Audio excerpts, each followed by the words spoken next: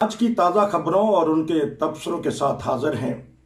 आप देख रहे हैं नाइन बदर और मेरे साथ है इरफान खान साहब।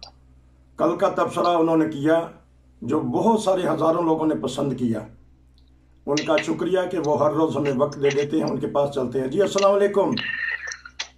वालेकुम सर, 3 सवालात हैं, मैं पहले कर लेता हूं ताकि नाजरीन की दिलचस्पी बरकरार रहे, क्योंकि प्रोग्राम लंबा हो जाता है। तो नाजरीन को पता चला कि अभी तो इलेक्शन हुआ नहीं, वजीर आजम का इंतखाब हुआ नहीं, आपने सवाल शुरू कर दिया। अब इसलिए तो मैं कह रहा हूं कि सवालात ऐसे हैं, नाजरीन शुरू में सुन लें और उसके बाद उसके जवाबात जो हैं वो आपसे मैं लूँगा। जो हमारी बरसगीर की सरजमीन है हिंदुस्तान पाकिस्तान, वहाँ चंद ख़ानदानों ने हुकूमत की है साल हा साल। मुगलिया ख़ानदान उसमें शामिल है, दीगर ख़ानदान भी शामिल हैं। एक ख़ानदान मुल्ज़मान है जो अब इक़्तिदार में आना चाहता है, उसमें मुजरमान भी हैं और मुल्ज़मान भी हैं। तो वो आपके तबसरे के दौरान ही इंतखाबात हो जाएंगे जब हम ऑन एयर क्लियर करेंगे। एक तो सवाल ये है कि कैसा लगेगा कि ख़ानदान मुल्ज़मान इक़्तिदार में आ जाएगा और सारी दुनिया उनकी तरफ देखेगी। दूसरा ये है कि हमारी जो अदालतें हैं, आपने कई दफ़ा तबसरा किया कि उनका मैं पहले सवाल का जवाब दे लूं। नहीं, मैं 3 कर लूँ फिर मैं करता हूँ बात, ताकि पता लग जाए उनको, नाजरीन को, कि हमारी अदालती निज़ाम एक ऐसा है कि जो एक मुल्ज़म है शहबाज शरीफ साहब वज़ीर आज़म बनेंगे, उनको ज़मानत मिल गई। तीसरा सवाल है कि इमरान खान साहब ने इस्तीफ़ा देने का फैसला किया। चौथा सवाल है, फिर लेते हैं, चौथा और आखिरी सवाल है कि इमरान खान साहब बरूदी सुरंगें जो बचा के गए हैं या फूलों की सेज बना के गए हैं इनके लिए। जी अब बताइएगा ख़ानदान मुल्ज़मान पर। हाँ जी बताइएगा। देखें, जहां तक आपके पहले सवाल का ताल्लुक है, आप जिन हुक्मरानों के साथ इनको मिला रहे हैं वो मौलिया खानदान थे या जितने भी खानदान जिन्होंने बरसगीर पे हुकूमत की उस जमाने में, वो लोग अफगानिस्तान से आए थे और वो सारे के सारे या मुंतखब मेंबरान असम्बली नहीं थी, मतलब उनको किसी अवाम ने मुंतखब नहीं किया था। वो ताकत के जोर पे, ताकत के बलबूते पे हुक्मरान बने हुए थे। और इन हुक्मरानों के अंदर ये फर्क है कि ये अवाम के नुमाइंदे हैं, मुंतखब होकर आए हैं। अब वो करप्ट हैं या जो कुछ भी है, उनको हमेशा अवाम ने मुंतखब किया है। उनकी करप्शन के बावजूद, उस करप्शन के शोर व गुल के बावजूद लोगों ने उनको पसंद किया और उनको वोट दिए है। अब अगर अवाम इस किस्म की हो जो चाहती हो कि हमारे पास करप्ट लोग हुक्मरान रहे, तो फिर जमहूरियत में तो जो वोट ले जाए उसी का फिर झंडा होता है। तो इसलिए इन वज़ीर आज़म को या मौजूदा वज़ीर आज़म को या मौजूदा सियासतदान जो खानदान हुक्मरानी करने लगा है, उनको उनके साथ ना मिलाएं कि वो बहरहाल ताकत के जोर पर हुक्मरान थे। ये जो है ये मुंतखब हुक्मरान है। अब इनको खुदा अकल दे कि जो माजी में इन्होंने कमाना था, ये करप्शन करनी थी, उसके चर्चे इस कदर आम है कि वो इनके पेट भर जाए और ये मुल्क की फिक्र करें, मुल्क के अवाम की फिक्र करें।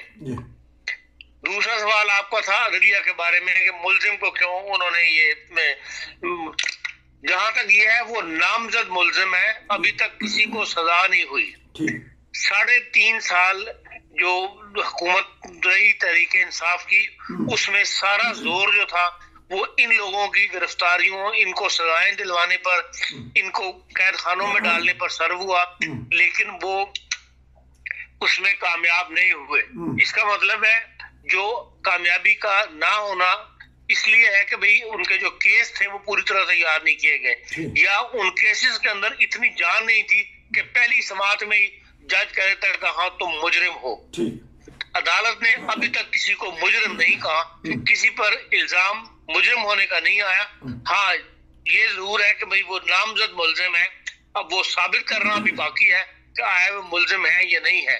अब करप्शन इतनी वाइट कलर जॉब हो गई हुई है किस्म की कि भाई सबको नजर आ रहा है कि इन लोगों ने करप्शन की है। इसमें खास कोई शरीफ खानदान नहीं है, सारे के सारे शामिल है।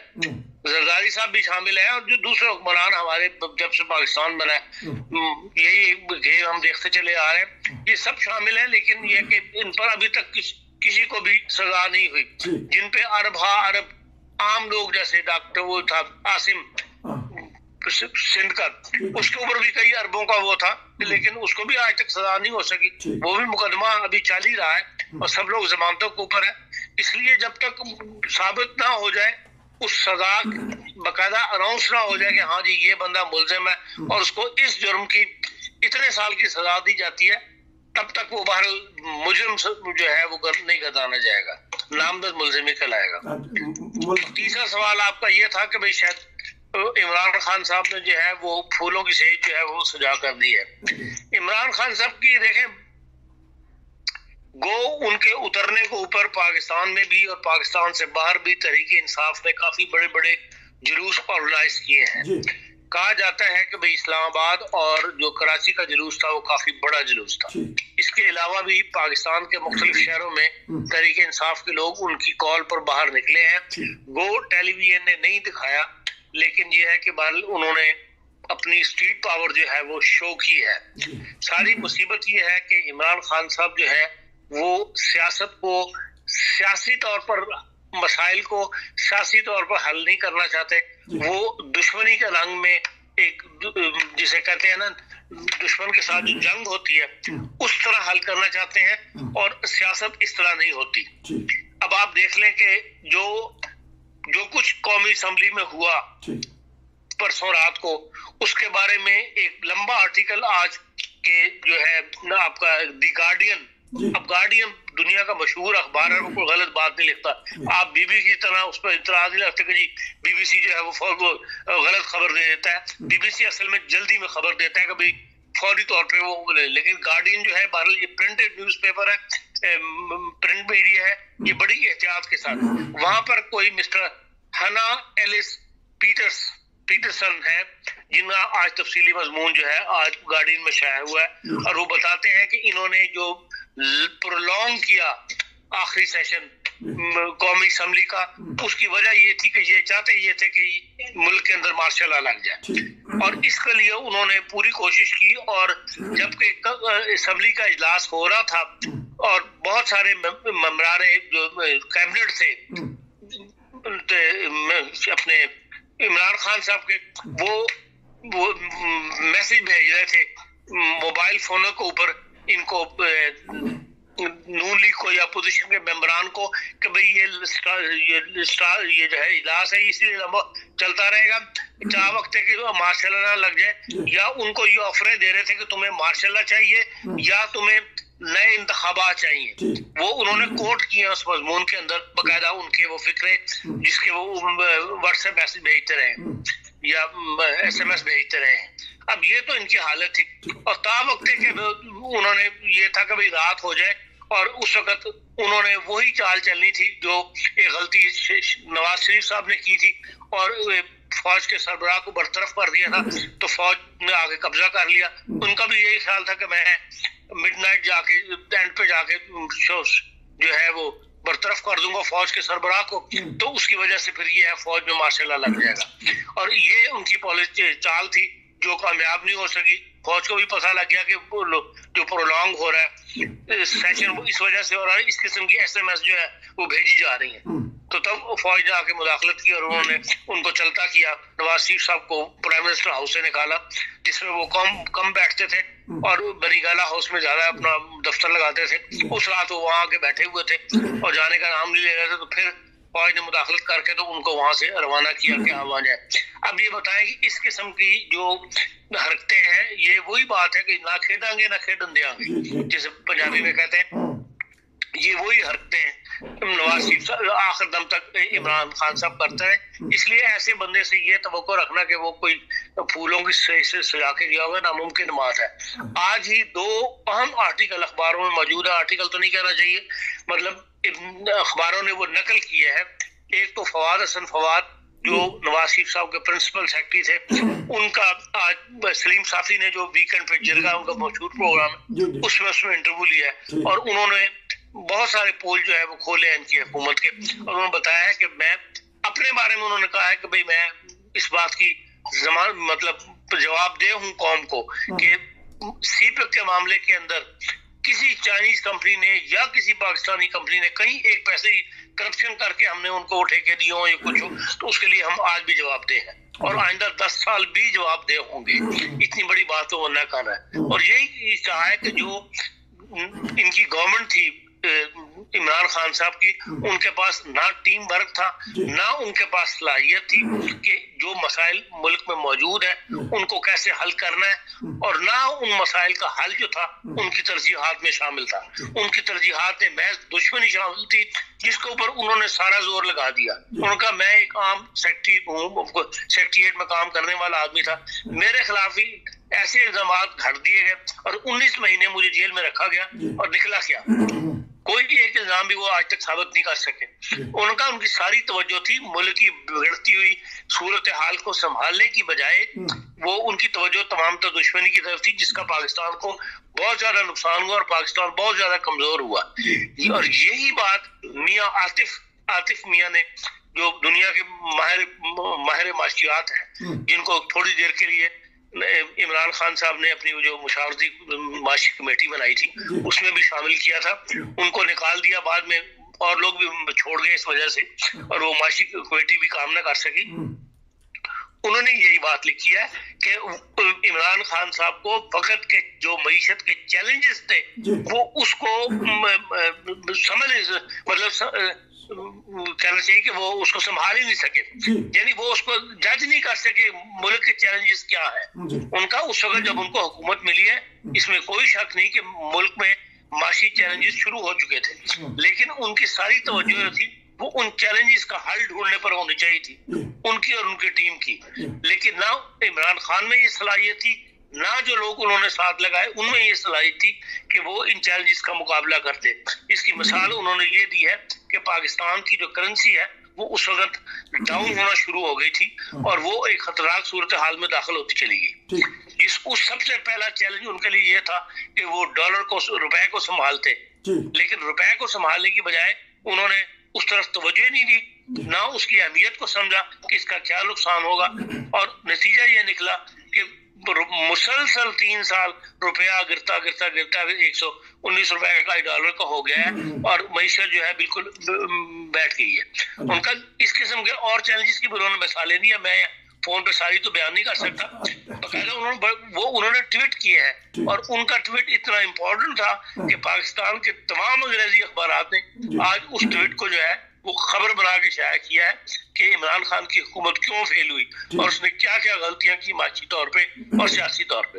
تو یہ اس لیے عمران خان صاحب کا یہ کہنا، آپ کا یہ سوال کہ بھی وہ پھولوں کی سیج سجا کے گئے ہیں یا مشکلات پیدا کر کے گئے ہیں، ساری دنیا یہ کہہ رہی ہے، معاشی لوگ، کہ مشکلات میں اضافہ ہوا ہے پاکستان کی، اور انہوں نے ایسی مطلب معیشت کو سنبھالا دینے کی بجائے مزید بگاڑ دیا ہے، جہاں سے کہ پاکستان کو دوبارہ اٹھنا جو ہے ایک مشکل مرحلے سے مشکل دور جو ہے وہ اور لمبا کر کے چلے گئے. بلکہ بارودی سرنگیں بچھا کے گئے. اچھا یہ بتائیے گا، جس طرح آپ پہلے بھی کہتے تھے کہ عمران خان مذہبی کارڈ انجانے میں کھیل دیتے ہیں، سب سے پہلا مذہبی کارڈ انہوں نے میاں عاطف جو کہ احمدیہ عقیدہ سے تعلق رکھتے تھے ان کو ہٹا کے پاکستانی عوام کو یا پاکستانی ایک طبقے کو خوش کرنے کے لیے ایک ایسے ماہر جو مالی طور پہ پوری دنیا میں مانے جاتے ہیں ان کو ہٹا کے مذہبی کارڈ کھیلا. آج ہی وہ کہہ رہے ہیں کہ دیکھیں یہ ان کی پہلی غلطی تھی مالی طور پہ، جو آپ نے تفصیل سے بتا دی ہے. یہ مذہبی اس وقت وہ ڈر گئے تھے، اس وقت وہ حکومت کے شروع میں ہی، کیونکہ انہوں نے ان کو شامل کر دیا تھا، پتہ نہیں تھا ان کو کہ یہ ایم ڈی اے جماعت سے ہے یا اس کا اتنا ریئیکشن شو ہوگا، تو وہ شروع میں اپنی حکومت میں جو ہے وہ اس قسم کے مشکلات کا سامنا نہیں کرنا چاہتے تھے عوامی طور پر یا علماء کی طرف سے، اس لیے انہوں نے اس وقت فوری طور پہ ایسا قدم اٹھا دیا. لیکن اس سے نتیجہ یہ نکلا کہ پھر وہ مزید دبتے چلے گئے، جو علماء کا طبقہ تھا یا مذہبی طبقات ہے ان سے وہ مزید دبتے چلے گئے، اور پھر ان کو بھی وہ سٹیج آ گئی کہ ان کو اپنے کو محفوظ بنانے کے لیے مذہبی کارڈ بار بار کھیلنے پڑے. اور آج بھی عاطف میاں ایک محب وطن پاکستانی ہونے کے ناطے بتایا ہے کہ کیا کیا ان کی غلطیاں تھیں. اچھا ایک اور بتائیے کہ عمران خان صاحب کی ابھی بھی خبر آئی کہ وہ کہتے ہیں کہ میں چوروں، ڈاکوؤں، فراڈیوں اور جو امپورٹڈ حکومت ہے اس کے ساتھ نہیں بیٹھوں گا، استعفے دے دوں گا. تو وہ پھر خاندانی ملزمان کے ساتھ بیٹھنا نہیں چاہتے، تو حکومت کیا کرے گی؟ اور ساتھ خورشید بیٹھنا انہوں نے جو ہے وہ قومی اسمبلی میں ہے جی، انہوں نے کسی ملزمان کے ساتھ نہیں بیٹھنا جی۔ ایک ہاؤس ہے قومی اسمبلی کا جو ملک کا سب سے محترم ہاؤس ہے، اس میں انہوں نے بیٹھنا ہے۔ وہاں انہوں نے جو حکومت میں ہوں گے لوگ، چاہے وہ جس کی بھی حکومت ہو، اس کے خلاف انہوں نے جو ان کو تنقید کرنی ہے ان کے اچھے کاموں پر۔ یہ تو رواج ہی نہیں ہمارے کہ اچھے کاموں پر کسی کو اپریشیٹ کیا جائے، ان پر بہرحال جو ان کے نقائص ہیں وہ ان کو بتانے ہیں۔ اس میں حکومتوں اور بندوں کا سوال نہیں ہونا چاہیے۔ آپ نے ملک کے لیے الیکشن لڑا ہے، ملک کی خدمت کے لیے آپ نے سیاست کی ہے، اور اسی کاس کو ملک قوم کی خدمت جو ہے وہ مطمئن نظر ہونا چاہیے، ذاتی دشمنی مطمئن نظر نہیں ہونی چاہیے۔ ان کا مطلب یہ ہے کہ میں پریشر ڈالوں ایسے اداروں پہ جنہوں نے ایک رات 12 بجے وہ دکھا دیا، جس کا آپ نے کچھ ذکر بھی کر دیا۔ ایک اور ادارہ ہے جس نے راتوں رات اپنے گیٹ کھول لیے، تو ان کے اوپر یہ پریشر بنانا چاہتے ہیں۔ وہ پریشر جب تک حکومت میں بندہ ہو اس وقت اس کا پریشر کچھ نہ کچھ پرسنٹ کام کر جاتا ہے، جب خود اپوزیشن میں بیٹھا ہو تو پھر کوئی پریشر کام نہیں کیا کرتے۔ ہاں اسٹریٹ پاور ان کے پاس ہے، وہ اسٹریٹ پاور کو لے کے اگر ملک میں ہنگامہ آرائی کرتے ہیں تو اس سے پھر یہ ہے کہ حالات خراب ہوں گے مزید۔ وہ یہ چاہتے ہیں کہ یہ لوگ حکومت نہ کر سکے، اور بے شک ملک میں ماشاء اللہ جیسا کہ گارڈین نے لکھا ہے۔ اچھا، گارڈین نے لکھ دیا ہے جو آج کے اخبار میں آپ نے پڑھا ہے۔ تو اب جو کہتے تھے کہ میں نے دھیلے کی کرپشن نہیں کی، لیکن 16 ارب کا ان کے اوپر الزام ہے، اور آ رہے ہیں بتائیں گے۔ اب خاقان عباسی صاحب کہتے ہیں نیب کو ختم ہونا چاہیے اگر ملک کو بچانا ہے۔ تو آخری 2-3 منٹ میں کچھ آنے والی حکومت کے بارے میں بتائیے گا کہ کیا ان کو مشکلات ہوں گی 2-3 منٹ میں، پھر انشاءاللہ اگلی تفصیل میں بات ہوگی۔ دیکھیں سب سے بڑا چیلنج جو ہے وہ روپے کو سہارا دینا ہے۔ ٹھیک، جو روپیہ گرتا ہے اس وقت پاکستان کے قرضے جو ہیں وہ مزید بڑھتے چلے جاتے ہیں، اور آپ نے جو قسط دینی ہے منتھلی اداروں کی واپس کرنی ہے، انٹرنیشنل عالمی اداروں کی، وہ آپ کو بہرحال دینی پڑتی ہے، اور وہ جو حکومت کے پاس چند روپیہ ہوتے ہیں جو انکم ہوئی بھی ہوتی ہے، وہ پھر روپیہ گرنے کی وجہ سے وہ زیادہ پیسے ان کو واپس کرنے ہوتے ہیں۔ اس لیے سب سے بڑا چیلنج جو اس وقت ہمارے سامنے ہے، وہ حکومت کے سامنے ہے، وہ ہے کہ روپے کو سہارا دیا جائے، اور روپے کی جو ویلیو ہے اس کو دوبارہ اسٹیبلش کیا جائے، اور وہ ڈالر جو ہے وہ روپے کے مقابلے میں جس طرح بڑھتا چلا جا رہا ہے وہ کمزور ہو، مطلب وہ اسٹیبلش ہو جائے۔ اس سے یہ ہے کہ ایک معیشت کو سہارا مل جائے گا۔ دوسرا یہ ہے کہ اعتماد بحال کرنا ہے ہمارے صنعتکار کا یا پاکستان کا وہ طبقہ جس کے پاس پیسہ ہے۔ ملک کے جو حالات ہیں اس کی وجہ سے جو معاشی جو ملک اگر ملک میں اسٹیبلٹی نہیں ہوگی، امن سکون نہیں ہوگا، تو کبھی بھی باہر کا آدمی تو کبھی بھی نہیں آئے گا، لیکن اپنا جو صنعتکار ہے وہ بھی پیسہ لگانے سے ڈرتا ہے۔ جس کی مثال یہ ہے کہ جو کل سلیم صافی صاحب کو جرگہ پروگرام میں فواد نے دیا، اس نے بتایا کہ جب ہم کیوں باہر گئے چائنیز کے پاس کہ بھئی آپ ہمیں جو بجلی کی جو ہمیں شارٹیج ہوئی ہے اس کے لیے ہماری مدد کریں، اس لیے کہ وہ کہتے ہیں ہر صنعتکار کے پاس جس کے پاس پیسہ تھا اس کے پاس نواز شریف صاحب گئے اور اس کے تلے ڈالے کہ انویسٹمنٹ کرو، اور یہ بجلی کا بحران جو ہے، انرجی کا بحران ہے، اس کے اندر انویسٹمنٹ کرو، اور کوئی ایک بھی تیار نہیں ہوا۔ اس لیے کہ سب کہتے تھے کہ ملک کے اندر جب تک ایسی سٹل ہماری جو معیشت ہے وہ کمزور ہو رہی ہے اور ہم اس کے لیے اپنا پیسہ مزید ڈبونا نہیں چاہتے، ہمارے لیے یہ بہت بڑا رسک ہے، جو 4 پیسے ہمارے پاس ہیں وہ بھی ہم لگا دیں اس طرح کر کے۔ اس لیے سب سے پہلے سرمایہ دار کا ماحول جو ہے اعتماد وہ بحال کرنا، یہ بھی اس ملک کا پہلا چیلنج ہونا چاہیے، تاکہ ملک کے اندر جو ہے وہ ایک سرکل جو ہے وہ چلتا چلا جائے، اور اس میں پہلے سے زیادہ انویسٹمنٹ آئے، زیادہ سے زیادہ روزگار کے موقع مہیا ہوں، اور یہ کہ بیرونی امداد سے پیسہ لے کے اور مکان بنانے شروع کر دینا، ایسی اسکیمیں جاری کر دینی جس سے پیسہ جو ہے وہ ضائع ہوتا چلا جائے۔ عاطف میاں نے کہا کہ یہ سب اس قسم کی انویسٹمنٹ جو یہ کرتے ہیں وقتی انویسٹمنٹ، اس سے جو انکم آنی ہوتی ہے وہ بجائے کسی صحیح جگہ پہ لگنے پہ وہ دنوں کے اندر وہ خرچ ہو جاتی ہے. کوئی روٹی سستی بیچنی شروع کرتا ہے, کوئی چینی کے اندر دے دیتا ہے, رعایتیں دینی شروع کر دیتا ہے, کوئی جو مکان بنانے کے چلے عمران خان صاحب چل پڑے کہ جی ہم مکان دیں گے, صحت کارڈ چلا دیا. اس قسم کے پیسوں کے اندر یہ وقتی فائدے ہوتے ہیں جس سے وقتی طور پہ لوگوں کو, لیکن نہ ملک مضبوط ہوتا ہے نہ عوام کی جو معاشی حالت ہے وہ مستقل طور پر بہتر ہوتی ہے. اس لیے ان حکومت کے لیے سب سے بڑا چیلنج یہی ہے کہ وہ ایسی اسکیمیں شروع کریں جس کا مطلب ایک شارٹ اسکیم بھی ہو لیکن لمبی اسکیم کی طرف بھی توجہ دینی پڑے گی جس کی وجہ سے پاکستان کی معیشت دوبارہ اٹھ سکے. ہم پروگرام اسی پہ ختم کرتے ہیں. جو آتم میاں صرف اس بیس پہ ان کو حکومت میں سے نکال دیا گیا کہ وہ احمدی عقیدہ سے تعلق رکھتے ہیں, اس کے باوجود بھی وہ رائے اور مشورے دے رہے ہیں. کاش ہمارے عمران خان اور جو موجودہ حکمران ایسے مشورے دینے والے, چاہے ان کا کوئی بھی عقیدہ ہو, کوئی بھی مذہب ہو, اگر وہ اپنے ساتھ رکھیں گے جو ملک کی بھلائی کے لیے سوچ رہے ہیں تو ملک ترقی کرے گا. خان صاحب آپ کا بہت شکریہ. انشاءاللہ ہم آپ سے پھر تبصرہ لیں گے آج کی خبروں کے اوپر. نصیر کو اجازت دیجیے. السلام.